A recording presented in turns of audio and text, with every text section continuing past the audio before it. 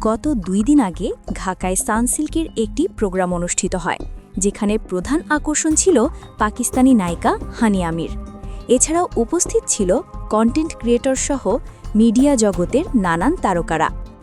তার মধ্যে হঠাৎ দর্শকদের নজরে আসে বাংলাদেশের এক সময়ের জনপ্রিয় নায়িকা বা শাকিব খানের প্রাক্তন স্ত্রী অপু বিশ্বাসকে। ঠিক এর কিছুক্ষণ পর এই প্রোগ্রামের হোস্ট হানিয়া আমিরকে জিজ্ঞেস করেন, আপনি আপনার পার্টনার হিসাবে কাকে বেছে নেবেন, শাকিব খান নাকি শাহরুখ খান? তখন উত্তরে হানিয়া বলেন, শাকিব খানকে আগে থেকেই আমার ভালো লাগে, তার কয়েকটি মুভিও আমি দেখেছি। সে একজন ভালো অ্যাক্টর, এর পাশাপাশি ভালো মনেরও একজন মানুষ।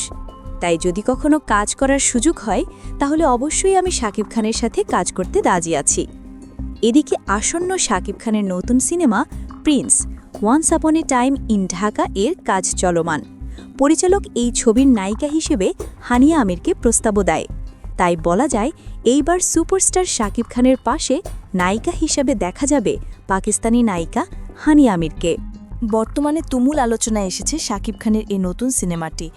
বিগ বাজেটে আর সব লোকেশনে দেশে এবং দেশের বাহিরে শ্যুট করা হচ্ছে এই সিনেমাটি, যা বরবাদ, তাণ্ডব সব সিনেমার রেকর্ড ভেঙে দিবে বলে দাবি শাকিবিয়ানদের। এদিকে প্রায় অর্ধেকের কম শেষ হয়েছে সিনেমার কাজ। ভিনদেশি এই নায়িকার সাথে শাকিব খানের জুটি কতটা মানাবে তা নিয়ে প্রশ্ন জেগেছে দর্শকদের মনে।